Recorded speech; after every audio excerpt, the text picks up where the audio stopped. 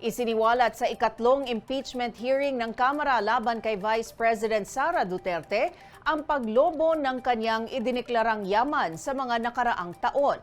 Pero nadagdagan ang pagtataka ng mga kongresista dahil di tugma ang Statement of Assets, Liabilities and Net Worth o SALN ni Duterte sa bilyon-bilyong pisong bank transactions na iniuugnay sa kanya at sa asawang si Mans Carpio. Live mula sa Batasang Pambansa sa Quezon City, magbabalita si Lance Mexico. Lance. Mensyo isinantabi ng Kamara ang pagbubukas ng kahon na naglalaman ng tax records ni Vice President Sara Duterte at ng kanyang asawa na si Mans Carpio. Ayon sa Bureau of Internal Revenue ay dapat suriin ang mga dokumentong ito sa isang closed-door session. Hindi naman isinauli ng Kamara ang dokumento sa BIR. Ayon sa House Justice Committee, kailangan munang pag-aralan ang dapat gawin sa mga dokumento sang-ayon sa patakarang binanggit ng BIR. Balikan naman natin ang highlights ng impeachment hearing kung saan napuna ang hindi pagkakatugma ng Statement of Assets, Liabilities and Net Worth ni Duterte at ng kanyang bank transactions. Hindi nagtutugma yung kwento sa kwenta. Milyon lang ang idineklarang yaman pero bilyon ang bank transactions. Ito ang nabunyag sa impeachment hearing ng House Justice Committee sa pagbusisi sa financial records si Vice President Sara Duterte kaugnay ng umunoy hindi maipaliwanag na yaman na nakasaad sa mga reklamo. Unang sinilip ng mga mambabatas ang Statement of Assets, Liabilities at Net Worth ni Duterte mula 2007 hanggang 2024 na ipinasa ng Ombudsman.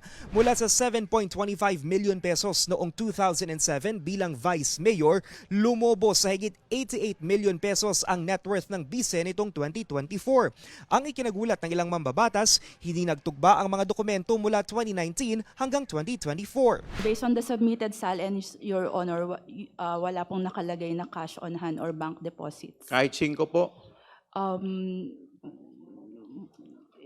Wala pong nakalagay, Your Honor.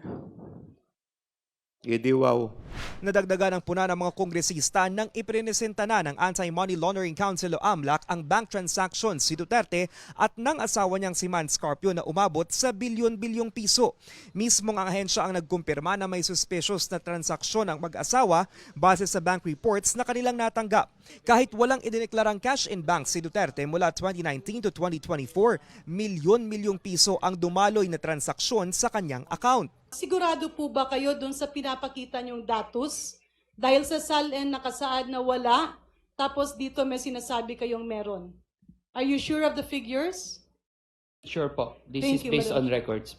Ipinunto ng ilang mambabatas ang laki ng diferensya ng net worth ni Duterte mula sa bank transactions sa ilang mga taon. Gaya na lang noong 2009 kung saan 18.8 million pesos lang ang idineklarang yaman pero higit 700 million pesos ang bank transaction. Sa datos ng komite, ang cash on hand at in bank daw ni Duterte noon 2.8 million pesos lang. Ayon sa Anti-Money Laundering Council, higit 6.7 billion pesos ang covered at suspicious transactions na inireport ng mga bangko sa kanila mula 2006 hanggang 2025. Sa paliwanag ng AMLAC, tumutukoy ang covered transactions sa transaksyong lagpas sa kalahating milyong piso sa loob ng isang araw. Inire-report naman sa ahensya ang suspicious transactions kung may kaduda-dudang galaw dito. Sabi ni AMLAC Executive Director Rodel Buenaventura, quote, theoretically possible din na lumobo pa ang mga transaksyon. Ang nire-report na po ng bangko sa AMLA, AMLC ay halimbawa yung mahigit 500,000 or kung suspicious. Kung hindi po mahigit sa 500,000 yan, hindi po i-report sa AMLAC. So maari po or maari ring wala na meron transaction na mas mababa pa sa 500,000 na hindi na po na i-report sa amin. Sa computation naman ni Akbayan Representative Percy Sendanya, 2.8 billion pesos pa raw ang maaring naiwan sa mag-asawang Duterte kung susuriin ang datos ng mga pumasok at lumabas na pera sa kanila noong 2006 to 2025.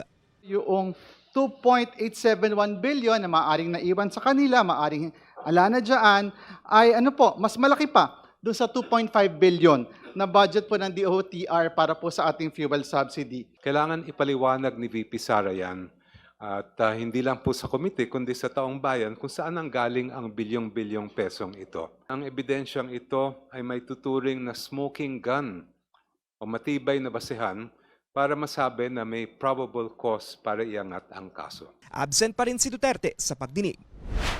Mention tumestigo rin si dating Senador Sonny Trillanes kanina kung saan inakusahan niya ang pamilya Duterte na tumanggap umano ng 180 million pesos o 181 million pesos mula sa umunay drug lord na si Sammy Uy. Kasama raw dyan si Vice President Sara Duterte na tumanggap umano ng higit 22 million pesos in 3 tranches. Kunimpirma naman ng Anti-Money Laundering Council o AMLAC na may kaparehong transactions sa records ito. Wala pang sagot ang Vice Presidente sa anumang financial documents na inilabas ngayon sa pagnik.